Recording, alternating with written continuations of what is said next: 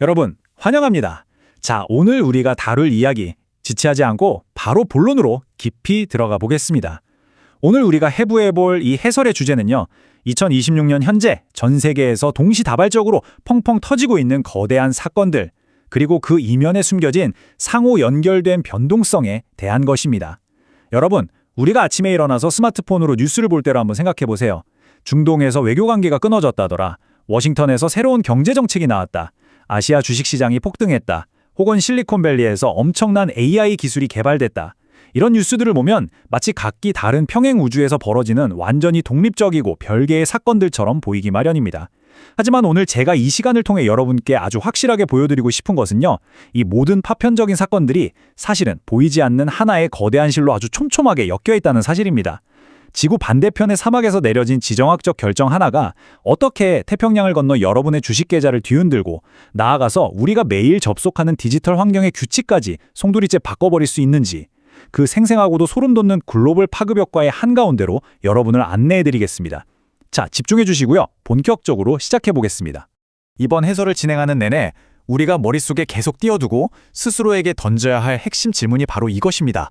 변화하는 동맹, 그리고 새롭게 등장하는 기술들은 도대체 어떻게 우리의 세계를 재편하고 있는가? 오늘 우리는 단순히 흥미로운 뉴스 기사 몇 개를 나열하고 끝낼 게 아닙니다. 우리는 지정학이라는 거대한 체스판, 국가들의 국방력, 그리고 우리 삶과 직결된 거시경제에 이르기까지 전 세계를 가로지르는 원인과 결과의 거미줄을 하나하나 정밀하게 해체해 볼 겁니다. 특정 지역의 정치적 갈등 하나가 어떻게 바다 건너 새로운 인공지능 군비 경쟁에 불을 붙이고, 그 군비 경쟁이 또 어떻게 글로벌 시장의 막대한 부를 완전히 다른 대륙으로 이동시키는지, 그 거대하고 웅장한 흐름과 맥락을 이해하는 데 집중해 보겠습니다. 자, 앞으로 우리가 살펴볼 큰 그림은 이렇게 4가지 챕터로 나뉘어 있습니다. 첫 번째로 중동과 에너지 시장을 살펴보고, 두 번째로 글로벌 국방과 AI의 결합, 세 번째는 빅테크 기업들의 규제, 책임 문제, 마지막 네 번째로 경제 정책과 시장의 변화를 짚어볼 텐데요. 이게 어떻게 하나로 눈덩이처럼 굴러가는지 같이 한번 따라가 보시죠. 그럼 첫 번째 챕터, 중동과 에너지, 그리고 걸프 지역의 동맹 변화부터 살펴보겠습니다. 여러분, 지금 글로벌 석유 시장에는 그야말로 근본적인 지각 변동이 일어나는 중입니다. 아랍에미리트, 즉 UAE가 2026년 5월 1일부로 석유 수출국 기구인 오펙 카르텔을 공식적으로 탈퇴한다고 폭탄 선언을 했습니다. 이 결정이 가지고 있는 역사적, 경제적 무게가 얼마나 엄청난 것인지 한번 상상해 보세요. 오펙이라는 카르텔이 어떤 곳입니까? 전 세계 유가를 통제하고 석유라는 글로벌 경제의 가장 중요한 혈관을 쥐락펴락하는 거대한 권력 집단입니다. 그런데 UAE는 아부다비 토호국 시절인 1967년부터 이 카르텔의 핵심 멤버로 활동해 왔습니다. 무려 반세기가 훌쩍 넘는 60년에 가까운 시간 동안 굳건하게 유지해온 동맹을 제 발로 걷어차고 나온 겁니다. 그렇다면 이들은 도대체 왜 이 엄청난 권력의 테이블을 포기하고 지금 탈퇴를 선언했을까요? 이들은 자체적인 국내 에너지 생산에 대한 투자를 가속화하고 글로벌 시장에 자신들 마음대로 더 많은 석유를 독자적으로 공급하겠다고 밝혔습니다. 그러니까 이제 더 이상 눈치 보지 않겠다는 거죠. 이는 전 세계 유가에 절대적인 영향력을 행사해온 오펙의 시장 지배력에 거대한 균열이 생겼음을 의미하는 거고요. 동시에 글로벌 에너지 시장의 게임의 룰이 완전히 백지에서 새로 쓰이고 있다는 아주 강력한 신호입니다. 자, 지금 화면에 보이시는 이 내용을 보시면 정말 흥미로운 지점이 하나 등장합니다. 오랫동안 피를 나눈 끈끈한 형제 국가이자 굳건한 우방이었던 UAE와 사우디아라비아의 노선이 이제는 완전히 정반대로 엇갈리고 있다는 사실입니다. 이 두 국가가 어떤 전략적 차이를 가지고 있는지 철저하게 객관적인 시각에서 한번 비교해 보겠습니다. 먼저 사우디아라비아를 보시죠.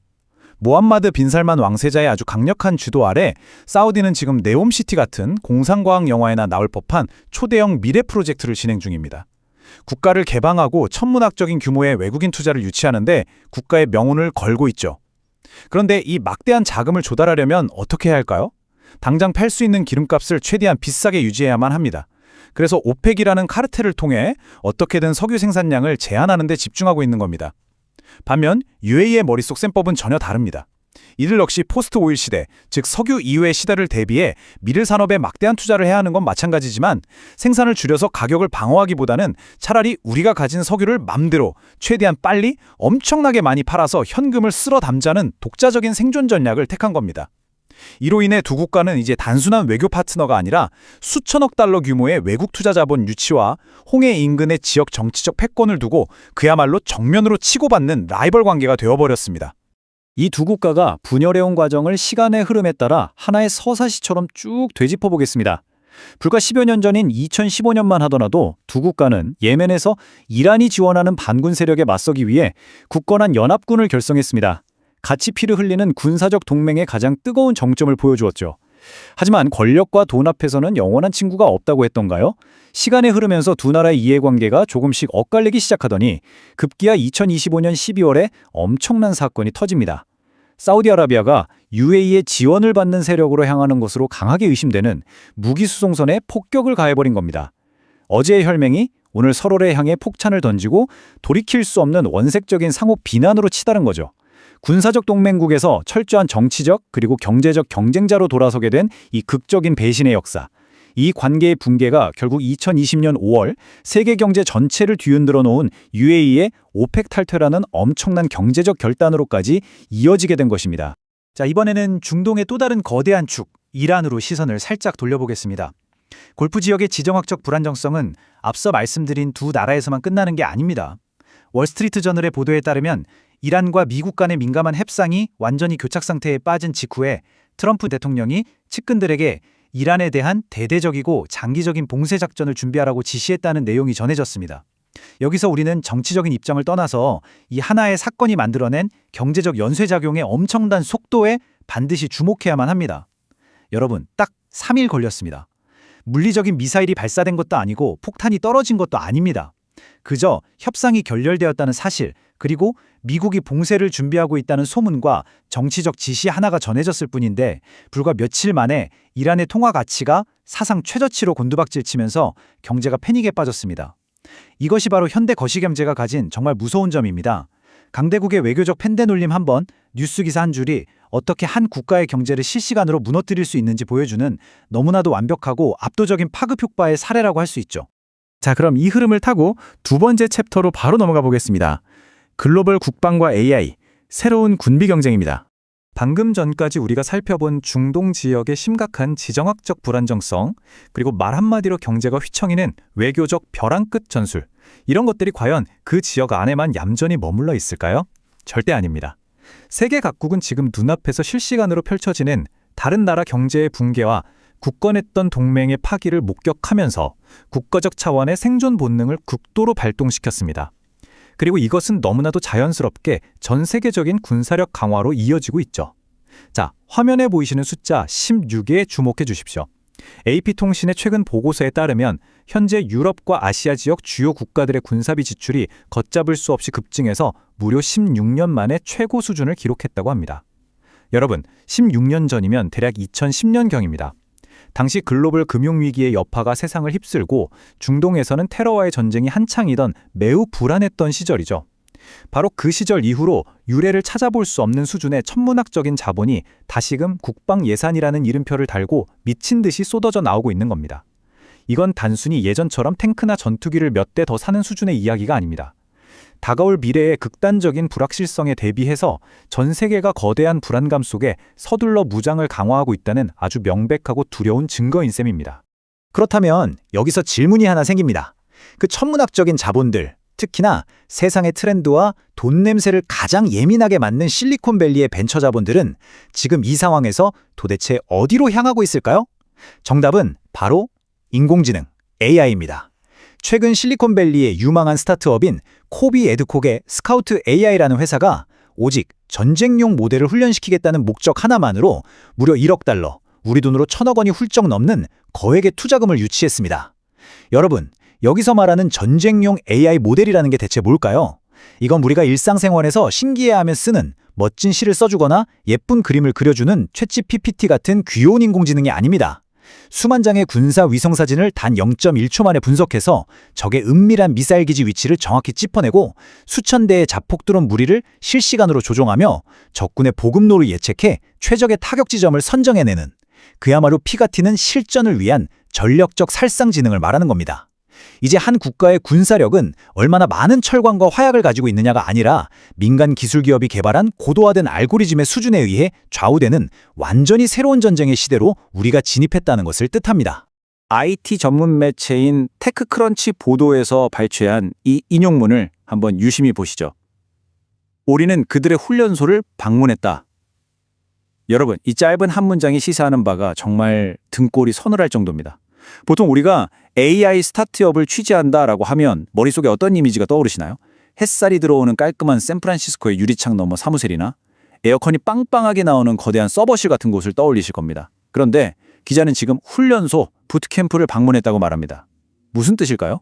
이건 더 이상 컴퓨터 모니터 속에서만 작동하는 부드러운 소프트웨어 이야기가 아니라는 겁니다. 인공지능 기술이 모니터를 뚫고 나와서 물리적인 세계, 진흙탕이 튀고 땀 냄새가 나는 실제 전투 훈련의 영역으로 완전히 내려앉았다는 것을 의미하죠. 앞서 첫 번째 챕터에서 살펴본 중동발 글로벌 불안감이 국방 예산을 폭발적으로 증가시켰고, 그 막대한 돈은 이제 단순한 연구 개발을 넘어서 스타트업의 훈련소 안에서 전쟁용 AI라는 아주 현실적이고 물리적이며 치명적인 무기로 날카롭게 벼려지고 있는 것입니다. 자, 이제 이야기의 무대를 조금 다른 곳으로 옮겨보겠습니다. 세 번째 챕터, 빅테크 규제 책임과 디지털 공간의 규제입니다. 국가 간의 국경을 지키는 물리적 방어선만큼이나 지금 전 세계에서 가장 치열하게 전투가 벌어지고 있는 전장이 바로 보이지 않는 디지털 공간입니다. AI와 디지털 기술의 막강한 영향력이 이제는 한 국가의 군사력이나 주권마저 넘볼 정도로 거대하게 비대해지면서 각국 정부는 이 통제 불능의 독점적인 빅테크 기업들을 길들이기 위해 새로운 무기를 꺼내들기 시작했습니다. 화면에 보이는 2.25%, 이 숫자는 호주 정부가 새롭게 발표한 규제 법안의 핵심을 관통하는 수치입니다. 여러분, 2.25%라는 수치가 언뜻 들으면 참 작고 귀여워 보이시죠? 절대 그렇지 않습니다. 메타, 구글, 틱톡 같은 글로벌 거인들이 한 국가의 디지털 생태계를 장악하고 벌어들이는 현지 매출액은 수조 원에서 수십조 원을 가볍게 넘어갑니다. 그 천문학적인 매출의 통째로 2.25%를 세금으로 내라고 한다면 이건 매년 수천억 원에 달하는 엄청난 벌금 폭탄을 의미하는 거죠. 이것은 거대 기술 기업의 핵심 수익 구조 자체를 직접적으로 겨냥한 국가 차원의 매우 단호하고 강력한 선전포고라고 볼 수 있습니다. 그렇다면 왜 우리 같은 일반 시청자들이 호주의 이 법안에 굳이 주목해야 할까요? 여기서 아주 중요한 핵심 포인트는 바로 무임승차 시대의 종말을 알리는 신호탄이라는 점입니다. 그동안 메타나 구글 같은 거대 플랫폼들은 어땠습니까? 언론사나 수많은 창작자들이 막대한 비용과 피땀 어린 노력을 들여 만들어낸 저널리즘과 뉴스 콘텐츠들을 자신들의 거대한 플랫폼으로 싹 쓸어 모아서 사람들에게 보여주고 그 트래픽을 바탕으로 어마어마한 광고 수익을 독식해왔습니다. 정작 그 콘텐츠를 피땀 흘려 만든 원작자들에게는 정당한 대가를 제대로 지불하지도 않은 채 말이죠. 호주 정부의 이 강력한 법안은 이런 글로벌 플랫폼들을 향해 이렇게 경고하는 겁니다. 너희들 맘대로 남의 기사 가져다 쓰지 마라. 원작자에게 정당한 대가를 지불해. 만약 1호를 따르지 않으면 너희 현지 전체 매출의 2.25%를 가혹한 세금으로 뜯어갈 테니까. 결국 정부가 스스로 디지털 영토를 지키는 톨게이트 역할을 자처하고 나서면서 소수 거대 기술 기업이 탐욕스럽게 독식하던 막대한 이익을 원래의 컨텐츠 생태계로 억지로라도 환원시키겠다는 의지입니다.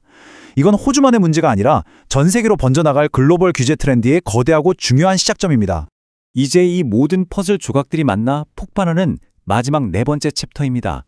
경제정책과 시장, 관세, 부, 그리고 연준에 대한 이야기입니다.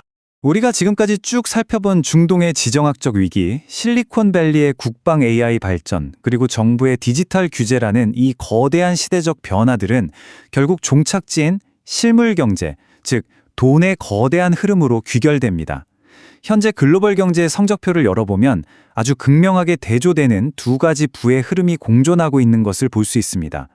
한편에서는 미국의 전통적인 제조업, 굴뚝산업을 상징하는 제너럴 모터스, 즉 GM이 대법원으로부터 트럼프 대통령 시절 부과되었던 수입관세가 무효라는 판결을 이끌어내면서 무려 5억 달러라는 막대한 현금을 고스란히 환급받을 것으로 예상되고 있습니다. 혁신적인 제품을 팔아서 번 돈이 아니라 워싱턴의 정치와 사법부의 판결 하나가 거대 기업의 대차대조표를 극적으로 살려낸 셈이죠.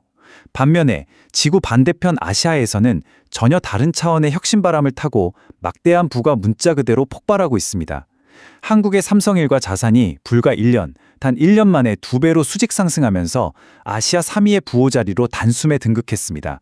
전통적인 오래된 산업이 법정 싸움을 통해 과거의 세금을 돌려받으며 안도하고 있을 때 기술의 최전선에 있는 거인은 미친 듯한 혁신의 속도에 올라타 세대 간의 부를 기하급수적으로 팽창시키고 있는 겁니다. 이 두 가지 사건은 현재 글로벌 경제가 얼마나 상반된 모습으로 양극화되어 굴러가고 있는지를 너무나도 잘 보여주는 현주소입니다. 자, 여기서 우리는 오늘 다룬 이 모든 흐름에 너무나도 완벽하고 소름 돋는 연결고리를 발견하게 됩니다.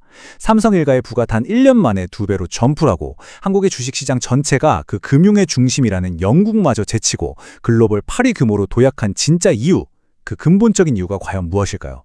바로 전 세계를 휩쓸고 있는 대규모 반도체 랠리 덕분입니다. 여러분, 앞서 챕터 2에서 제가 열을 올리며 말씀드렸던 내용 기억하십니까? 스카우트 AI 같은 스타트업들이 수백억 원을 끌어모아 만들고 있는 전쟁용 인공지능 훈련 모델, 그리고 지정학적 공포 속에서 16년 만에 최고치를 뚫어버린 전 세계 국가들의 천문학적인 국방 예산.